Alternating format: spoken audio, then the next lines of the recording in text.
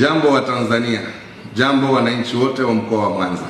Mimi Saidi Mohamed Mtanda, mwenyekiti wa kamati ya usalama ya mkoa na mkuu wa mkoa wa Mwanza, napenda kutumia fursa hii kwanza kuwatakia heri ya uhuru wa Tanganyika wananchi wote wa mkoa wa Mwanza.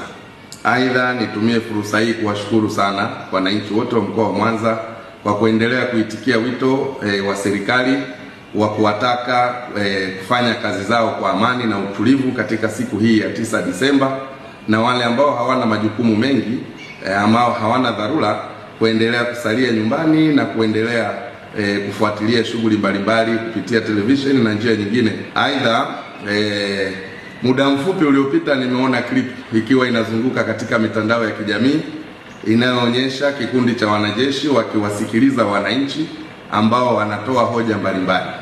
Nataka niwahakikishie wananchi wa mkoa wa Mwanza, kwanza waondoe hofu, lakini pili, nikiwa mwenyekiti wa kamati ya usalama na wahakikishieni kwamba klipu hiyo ni klipu ambayo ilirekodiwa tarehe 31 Oktoba baada ya kutangazwa kwa matokeo ya uchaguzi mkuu wa tarehe 29 Oktoba.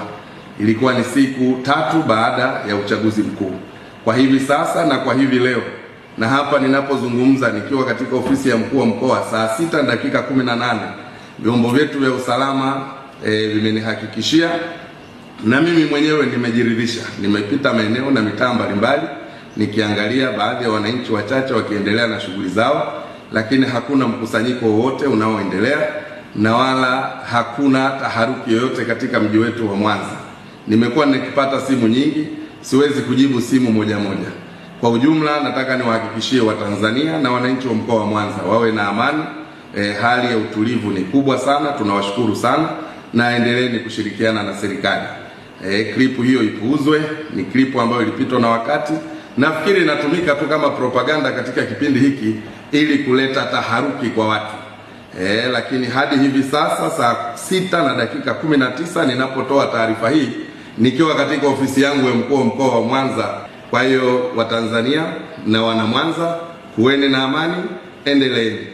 Nimetoka pale soko la samaki, nimenunua samaki, naendelea na shughuli zangu, na sasa naendelea katika maeneo mengine kuangalia hali ya usalama na kuangalia shughuli mbalimbali za wananchi zinavyoendelea. Asanteni sana.